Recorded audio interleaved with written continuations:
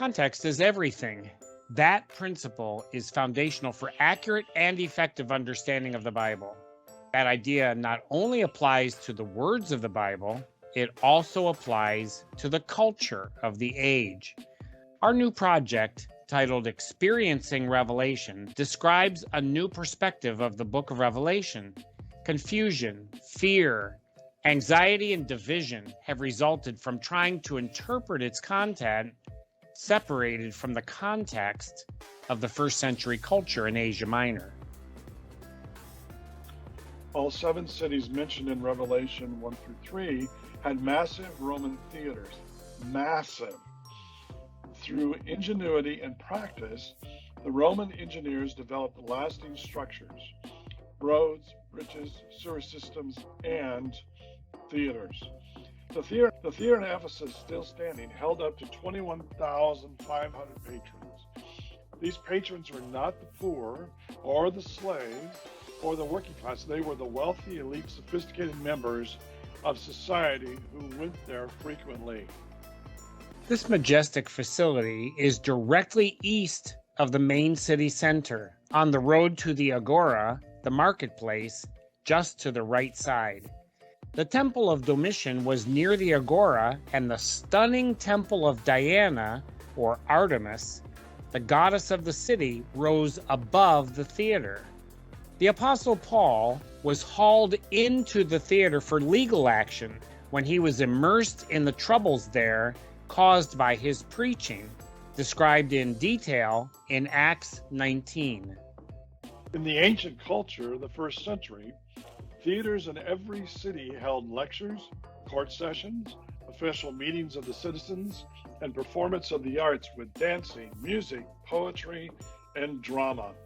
Like the well-preserved theater in Augusta Emerita, the performance area had an orchestra platform closest to the audience, a raised platform with channels underneath, and a 2-story building to the back for performers at different levels, and backdrops to be displayed.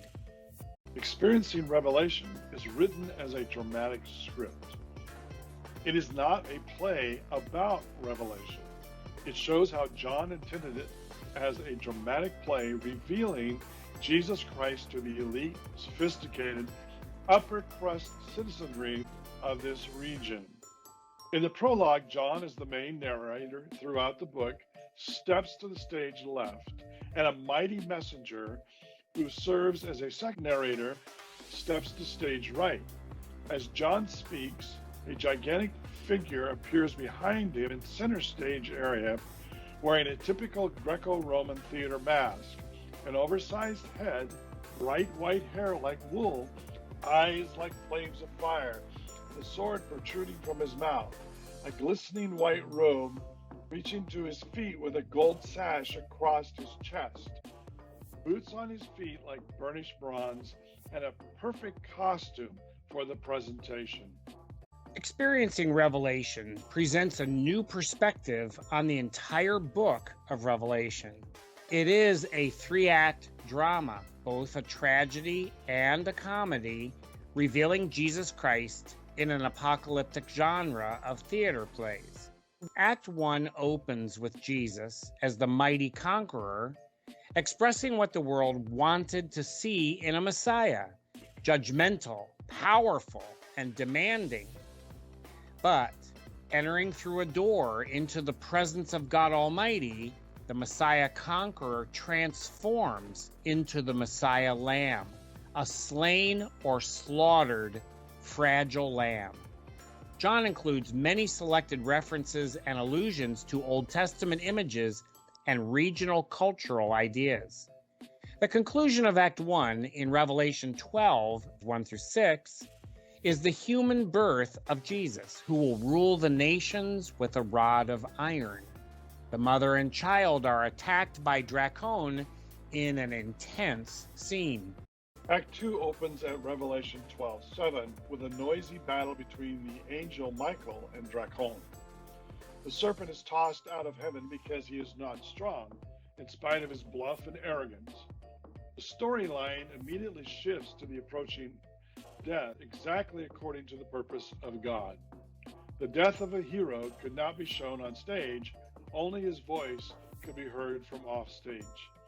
The climactic moment of the death of the Messiah Lamb is heard when he cries out in a single word of anguish, "Done." Revelation 16:16-17. This single word shout matches John's record of Jesus' death on the cross when he cried out, "Finished," and gave up his spirit. Act 2 closes at Revelation 18:24 with a detailed description of the destruction of the city of Jerusalem, a consequence for its collusion with the powers of the world to murder the Messiah Lamb. Act 3 opens with a vibrant and engaging celebration around the throne of God, with a clear invitation to the wedding feast of the Lamb who was slain and his bride, the people of God. The one who was slaughtered is alive. The conclusion of Act 3 is the appearance of the New Jerusalem, the promised dwelling of God the Father and the Lamb through the Spirit. The New Jerusalem is the living community of the people of God, characterized by all the promises of Jesus in John 14-16 and the 7 I am claims of Jesus throughout that gospel. The substance of the play is the birth, death, resurrection, and return of Jesus. Christmas, Good Friday, Easter Sunday, and Pentecost. Do not add to these words and do not remove any of them. This is the gospel.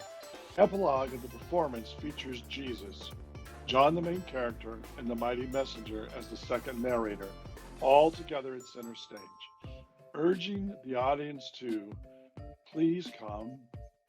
Rather than a detailed document to be separated into tiny portions and analyzed in minute detail, Experiencing Revelation presents this inspired work as a dramatic message to be experienced. The culture of the first century Greco-Roman world was as segmented as the ancient theaters were. Below eye level, the tunnels, catacombs, and dungeons of the working class and slave world were astoundingly different from the glittering, shiny, majestic platforms and towers of the entitled citizenry. Experiencing Revelation includes a dramatic script of Revelation, as if the reader was in a theater seat seeing it happen on stage. It also includes a complete translation of the very challenging, lofty Koinonia Greek into a consistent and readable English with a glossary of 82 vital words and phrases. Many details throughout the book of Revelation make no sense in either an allegorical or a literal sense. Commentaries and interpretations tend simply to ignore these details. But in a theatrical presentation, all these peculiar aspects make perfect sense. John, as the overseer of the fledgling church and last eyewitness of the resurrection, may have known the message of the gospel was effectively communicated to the lower culture of the world, but entirely missed the upper culture. Experiencing Revelation explains the perspective that John used apocalyptic theater to reveal Jesus Christ, designed to communicate the story and the appeal of Jesus to the elites of that generation. Experiencing Revelation will be available in a print-on-demand edition and an ebook edition through Amazon. A recording of the dramatic script by professional actors will be available also as an audiobook. Our Facebook page at Experiencing Revelation has the podcast and the information you may want to evaluate this perspective. Links for purchasing the book and the audio performance will be available on that page. Please think about this new concept and read the book of Revelation straight through without breaks. Experience Revelation. Thanks for the time you have given to listen to this presentation.